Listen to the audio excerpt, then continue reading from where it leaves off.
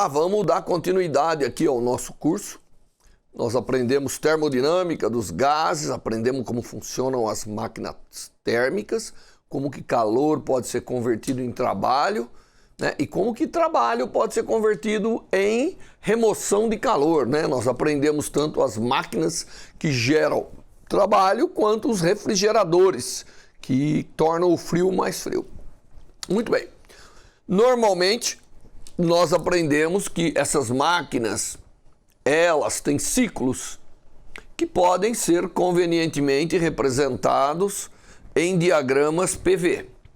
Então, nós aprendemos que, na verdade, essas máquinas, não importa aqui como é, elas têm um caminho, um ciclo feito de partes, tá certo? E ela sai de um ponto e volta para o seu ponto, e nesse trabalho, nesse ciclo, em geral, vai de alguma maneira entrar calor, vai sair calor, não é? Então aqui é o calor que entra, aqui é o calor que sai, e normalmente pode sair trabalho dessa máquina. Então nós aprendemos isso e aplicamos em várias situações e, obviamente, aprendemos até outras grandezas que podem caracterizar tudo isso, né? Nós aprendemos a entropia, calculamos a entropia em algumas situações. Eu queria só colocar algumas recomendações de como esses ciclos devem ser resolvidos para se calcular eficiências, para saber quanto trabalho foi realizado e tudo isso.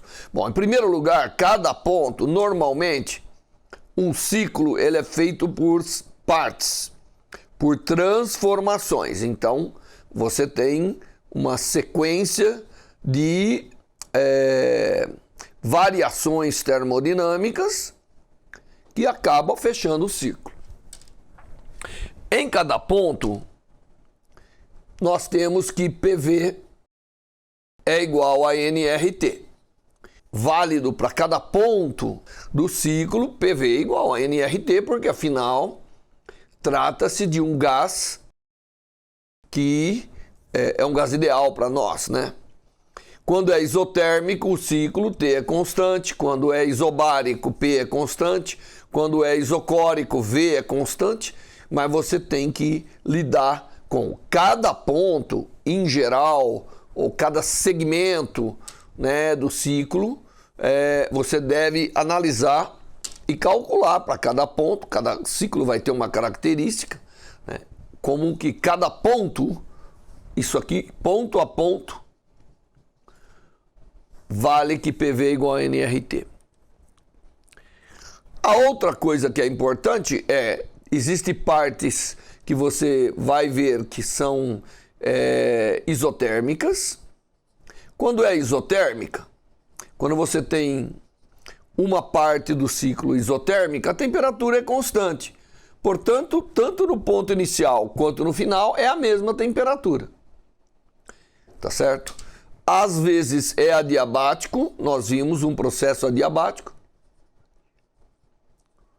Quando o processo é adiabático, a transferência o calor transferido é igual a zero. E quando o processo é adiabático, todos os pontos daquele setor do ciclo que é adiabático vale algumas relações importantes. Por exemplo, a primeira relação é que T vezes V elevado a gama menos 1 é uma constante. Tá certo? Outra coisa que nós vimos, foi a primeira que nós deduzimos, P vezes V elevado a gama é uma constante também. Não é a mesma constante, obviamente. Significa que isso aqui é invariante ao longo daquela parte do ciclo. Tá certo? E finalmente, T elevado a gama dividido por P elevado a gama menos 1 também é uma constante. Quem que é gama? Gama é o que nós aprendemos como sendo a relação entre as capacidades térmicas.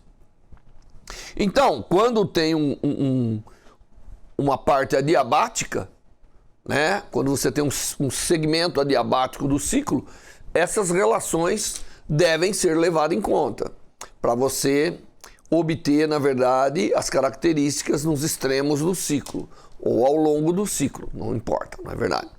Muito bem, isso não é tudo, né? Nós também temos que sempre que houver variação de volume, há trabalho realizado e o trabalho deve ser dessa forma. Agora, como que é a forma do trabalho? Aí depende. Depende se o sistema é adiabático, se o segmento do ciclo é adiabático, isotérmico, isobárico, isocórico. Se for isocórico, não há realização de trabalho. Tá certo? Então, tem que analisar quando é possível ter a variação de volume, né, sujeito à pressão. Isso vai significar a realização de trabalho. Finalmente, tem uma outra coisa que temos que colocar aqui, que é que a eficiência do ciclo é, por definição, o trabalho realizado sobre o calor injetado no sistema. E aí, dependendo do ciclo, isso acaba tendo expressões diferentes. Mas o que é importante é que quando você tem setores de um ciclo completo muito bem determinados, alguém te diz isso é isotérmico, isso é isobárico, isso é adiabático. O importante é que se você tiver P, se você tiver V e você tiver T em cada ponto, você tem como resolver todo o que um problema pede. Tudo que o problema pede normalmente vai depender dos valores que você tem em cada ponto do ciclo, pontos esses que ligam transformações de naturezas diferentes. Tá certo? Então é assim que a gente resolve esses problemas. Às vezes o problema parece complicado, mas não é. Se você de fato aplicar esses conceitos, se você reunir tudo que nós ensinamos, você vai ser capaz de avaliar tudo que acontece numa máquina térmica, numa transformação aí cíclica, termodinâmica, que leva à execução de trabalho, leva à transferência de calor e assim por diante. Muito bem, então essa é a dica para que a gente sempre resolva esses problemas desta forma. Eu vou fazer alguns exemplos, né? O primeiro exemplo que eu vou realizar é um exemplo que chama-se máquinas térmicas acopladas.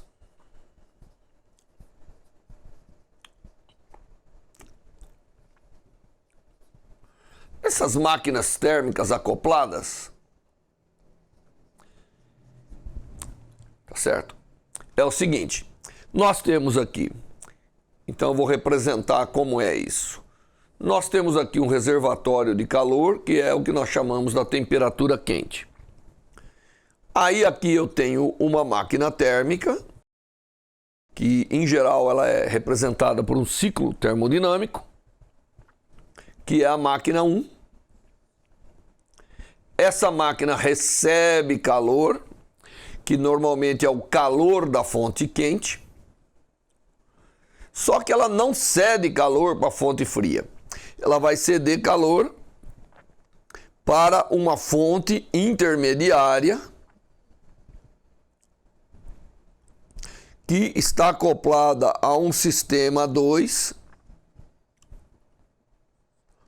e que finalmente tem a fonte fria. Então aqui tem a temperatura fria.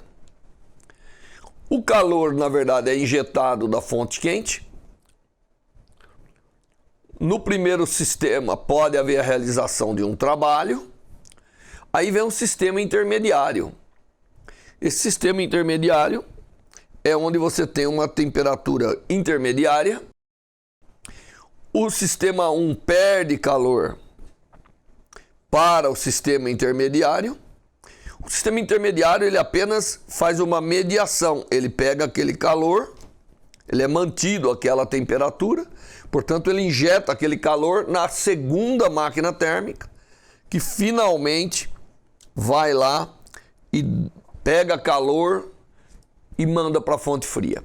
Então você tem E, obviamente, aqui também há realização de trabalho.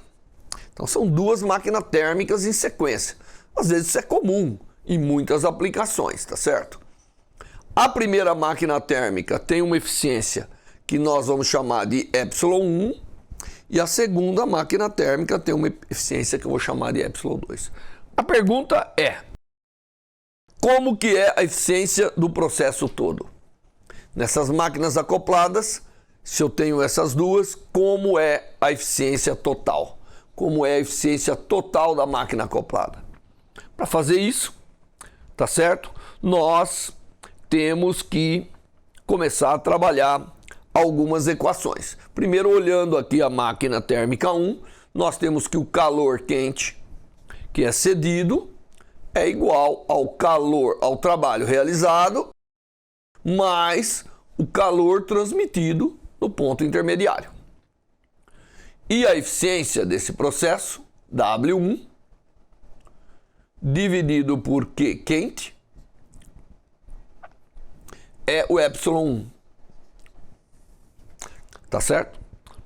O intermediário, nós temos que o Q transferido intermediário é igual ao W2 mais o Q frio. Isso é conservação de energia, certo? Portanto, o W2 sobre o Q intermediário é o ε2, é a eficiência da máquina 2. E o trabalho total realizado é W1 mais W2. Portanto, a eficiência total da máquina é todo o trabalho realizado dividido pelo calor que foi cedido, né, desde o início. O sistema olha o calor total, cedido pela fonte quente. E é isso que eu tenho que, de alguma maneira, resolver. Tá certo? Eu tenho que resolver esse epsilon. Esse epsilon aqui, que é a eficiência total, que é quem eu quero determinar, ela já é W1 dividido por Q quente, mais W2 dividido por Q quente. Esse aqui já é o ε1. Agora, esse aqui eu não sei quem que é, eu tenho que determinar. Tá certo? Mas eu posso pegar essa expressão aqui de cima. Se eu pegar essa expressão aqui de cima, eu tiro que Qm é igual a o calor da fonte quente, menos, no lugar do W1, eu vou colocar o calor quente vezes ε1. Então ele é W1, no lugar do W1 vai entrar ε1 vezes o Q quente. Tá certo? Então, no lugar desse Qm, eu tenho isso aqui. Então, isso aqui agora é igual ao ε1 mais, no lugar do W2, vem ε2 vezes Qm dividido por Q quente.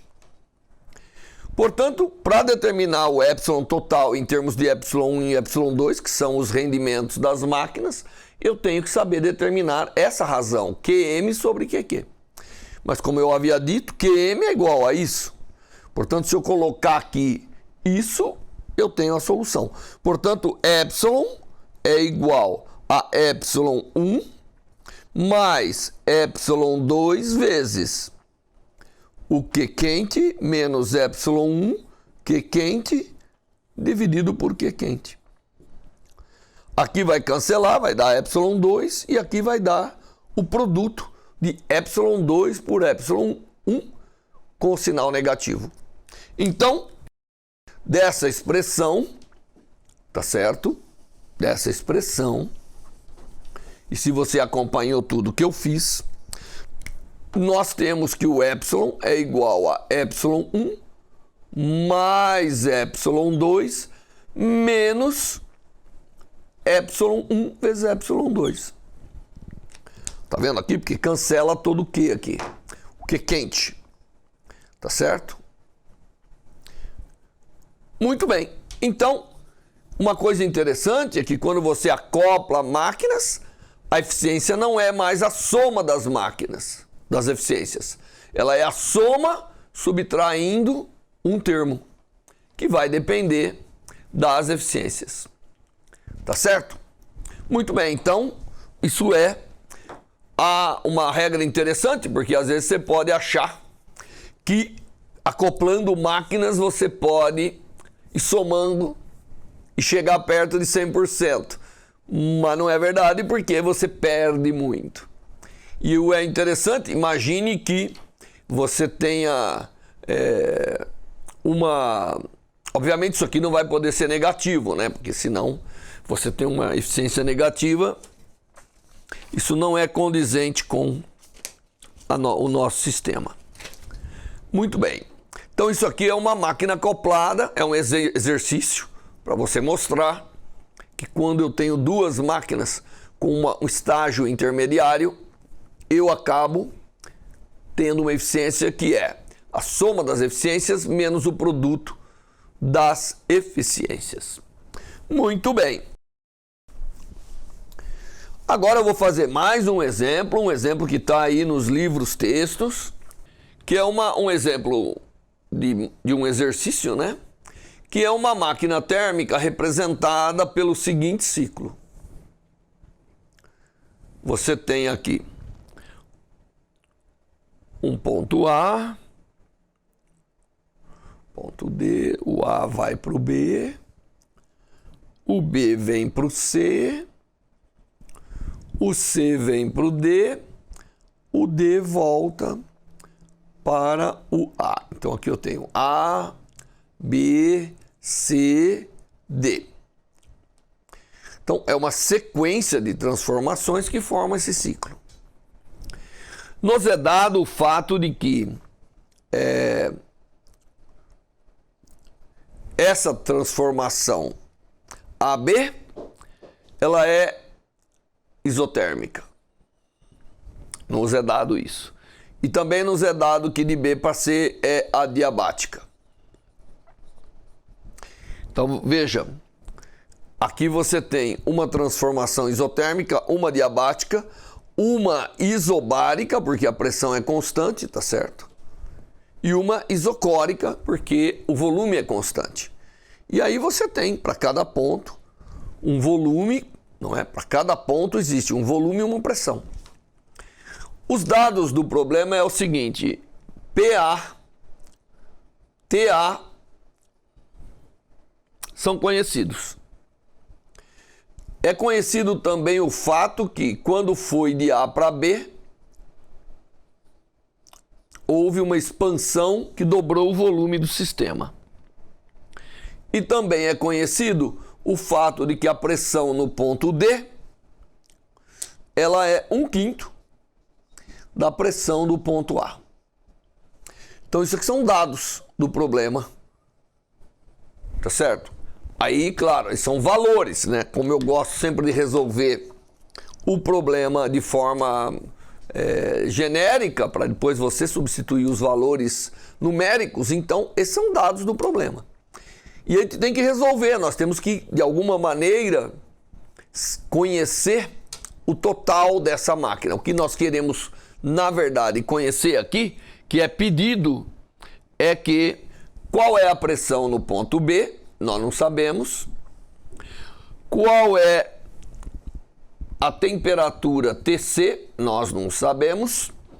E quem é o trabalho realizado, né? W, realizado nesse ciclo, que seria o mais importante para a realização do problema. Como eu disse para vocês, cada ponto você tem que conhecer. Claro, é o número N de mols aqui. Então, o número de mols é fixo. Eu tenho um gás aqui dentro que tem N mols. Então, esse aqui é constante. E aí eu tenho que resolver isso aqui. E eu disse para vocês que a forma de resolver isso é ir calculando com as informações a pressão em cada ponto. Então é isso que eu vou fazer. Tá certo? Lembrando que PV igual a nRT em cada ponto. Lembrando que isso aqui é isotérmico, eu já sei que TB é igual a TA, que é dado. Então eu sei TB, já sei TB. Se eu sei TB, eu posso determinar PB, porque eu sei que isso aqui é isotérmico. Então eu sei que PVA, PAVA é igual a PBVB. Já que o nRT é igual nesse ponto e nesse ponto, que ele é isotérmico. Daqui eu já determino que PB... e foi dado para nós que VB é igual a 2VA. Portanto, PB é PA dividido por 2. Então, veja, já tenho PB, já tenho TB e tenho VB, a partir dos dados do problema. PA é conhecido. Aí agora vem a parte adiabática. Se eu tenho todo o conhecimento dos pontos B, eu posso usar as transformações adiabáticas e vir para o ponto C. Quais são as transformações adiabáticas que eu vou usar? Bom, a temperatura vezes o volume, a gama menos 1 é uma constante. E a pressão vezes o volume elevado a gama também é uma constante. Se eu usar isso aqui, eu sei os pontos B, eu já sei tudo no ponto B, ó. Sei o volume de B, temperatura de B e pressão de B, eu sei tudo. Então, aplicando as transformações adiabáticas daqui para cá, eu posso tirar o volume C como sendo igual a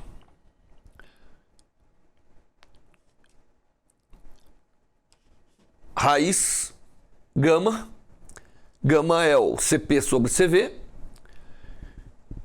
de 5 vezes 2 elevado a gama menos 1, isso é um número, né?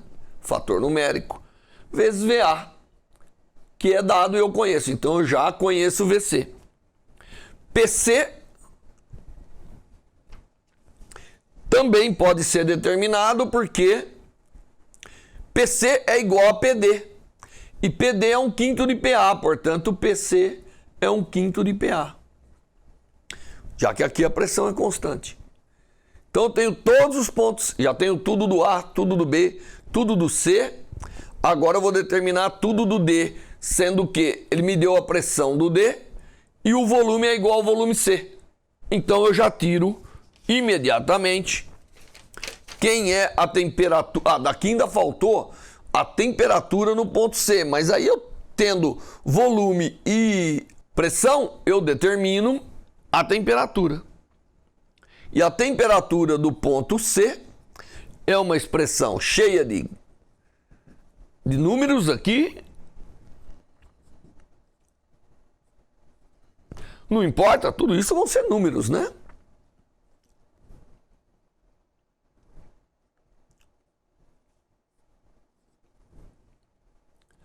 Vezes TA, que é conhecido. Então eu sei TC.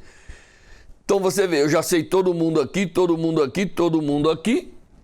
Aí agora eu venho e determino todo mundo aqui. Já sei que o VD é igual ao VC, porque eu já determinei. E eu sei que PD é igual a, foi dado, 1/5 de PA. Que também eu conheço. Então aqui também eu já conheço. Falta só determinar o TD.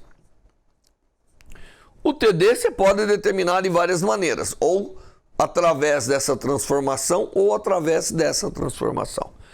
Eu escolhi essa transformação, né, a pressão constante, e o TD você vem e determina fácil, através das relações dos gases, como sendo VA sobre VC, que eu conheço todo mundo, vezes TC. Então eu conheço TD. Então você vê, eu conheço agora pressão, volume e temperatura de todos os pontos. Aí pronto, já determinei todo mundo. Agora eu vou determinar o trabalho. Aí eu vou lá e uso o trabalho. Aqui é 0. Aqui o trabalho é 0. Aqui não é 0, mas é uma transformação isotérmica. Aqui é adiabática, que eu já aprendi como fazer. E aqui é simplesmente a pressão vezes a diferença de volume. Então, com tudo isso, eu venho e determino qual é o trabalho. Então agora calculando o trabalho nas várias partes, lembrando que de D para A não há trabalho porque o volume é zero. Então existe o trabalho de A para B, que é uma isotérmica, e nós aprendemos que o trabalho nesse caso é nRT vezes o logaritmo do volume inicial dividido pelo final. De B para C, nós aprendemos a calcular o trabalho numa transformação adiabática, e se você olhar lá, dá a capacidade térmica vezes a diferença de temperatura. E finalmente, de C para D, eu tenho menos a pressão no ponto C ou no ponto D, que são iguais, vezes a diferença de volume. E o trabalho de D para A é zero. Tá certo? Aqui é VD menos VC. Somando tudo, eu tenho o trabalho total deste ciclo térmico. Somando todos os trabalhos de cada parte do ciclo. E assim a gente resolve esse problema aqui, que parece complicado, mas na verdade aplicando direitinho, ponto a ponto, as leis de transformação entre pressão, volume e temperatura e as definições de trabalho, você chega a uma expressão geral para o trabalho realizado.